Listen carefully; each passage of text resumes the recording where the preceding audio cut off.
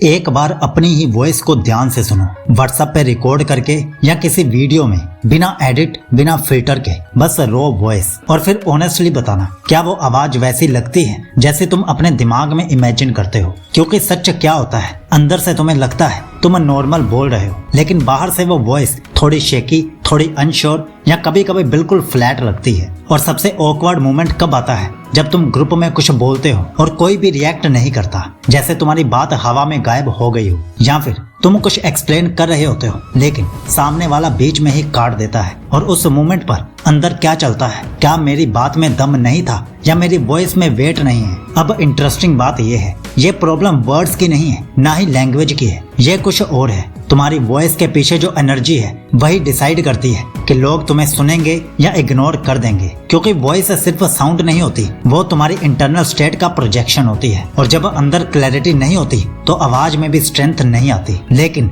अगर यही स्टेट बदल जाए तो क्या सच में तुम्हारी वॉइस नेचुरली पावरफुल हो सकती है? क्या लोग बिना एफर्ट के तुम्हारी बात सुनने लगते हैं, या ये भी बस एक मिथ है? आज हम इस रियल मैकेनिज्म को समझेंगे जो साइलेंटली डिसाइड करता है कि तुम्हारी वॉइस में पावर है या सिर्फ नॉइज है। अब यहाँ सबसे बड़ा कंफ्यूजन क्लियर करना जरूरी है। लोग सोचते हैं powerful voice is equal to deep voice, लेकिन सच क्या है? Powerful voice is equal to stable mind. समझो, जब तुम बोलते हो तुम्हारी वॉइस सिर्फ शब्द नहीं निकालती, वह तुम्हारी इंटरनल हालत बाहर दिखाती है। और प्रॉब्लम कहाँ होती है? अंदर लगातार चल रही बेचैनी, जल्दी जल्दी बात को खत्म करने की आदत, सामने वाले को इम्प्रेस करने की अर्जेंसी। और ये सब क्या करता है? तुम्हारी वॉइस को शेकी बना देता है। तुम सेंटेंस पूरा करने से पहले ही एनर्जी खो देते हो, इसलिए तुम बोलते तो हो लेकिन इम्पैक्ट नहीं बनता। तो अब ध्यान से देखो, ये कम्युनिकेशन प्रॉब्लम नहीं है, ये इंटरनल इंस्टेबिलिटी है। और जहाँ अंदर इंस्टेबिलिटी है वहाँ वॉइस कभी ग्राउंडेड नहीं लगेगी। अब यहीं पर एक हिडन कनेक्शन आता है,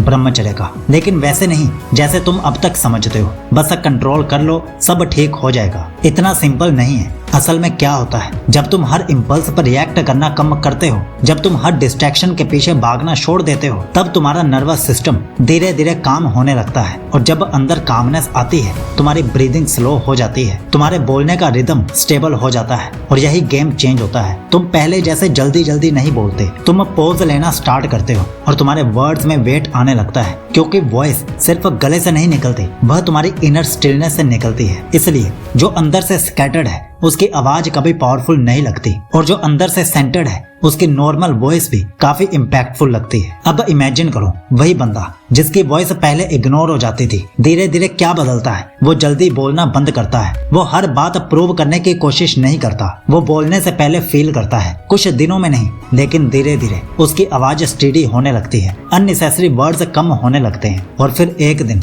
वो ग्रुप में कुछ बोलता है और इस बार कोई उसे काटता नहीं, लोग सुनते हैं, बीच में नहीं बोलते, और उसे पहली बार फील होता है कि मेरी वॉइस में कुछ चेंज आया है। लेकिन असली चेंज क्या था? उसकी आवाज लाउड नहीं हुई थी, वो एग्रेसिव नहीं बना था, बस उसकी प्रेजेंस उसकी वॉइस में रिफ्लेक्ट होने लगी थी। और यही वो पॉइंट है जहां लोग तुम्हें सुनते नहीं, महसूस करते हैं। लेकिन अभी भी ये पूरा ट्रांसफॉर्मेशन नहीं है, क्योंकि आगे जो होता है वो सिर्फ तुम्हारी वॉइस नहीं, तुम्हारी आइडेंटिटी बदल देता है। धीरे धीरे जो चेंज उसकी आवाज में आया था वो सिर्फ बोलने तक लिमिटेड नहीं रहा, वो उसकी आइडेंटिटी का हिस्सा बन गया। पहले क्या था? वो बोलते वक्त अप्रूवल ढूंढता था, हर सेंटेंस में छुपा होता था प्लीज मुझे सीरियसली लो। लेकिन अब वो बोलता था बिना किसी नीड के, बिना ये सोचे कि सामने वाला क्या सोचेगा। और यही असली शिफ्ट हुआ। पहले उसकी वॉइस में रिक्वेस्ट थी, अब उसकी वॉइस में स्टेटमेंट था। फर्क समझो, रिक्वेस्ट में डाउट होता है, स्टेटमेंट में सर्टेनिटी होती है। और लोग क्या फील करते हैं? वर्ड्स नहीं, सर्टेनिटी। अब उसकी आवाज में क्या दिखने लगा?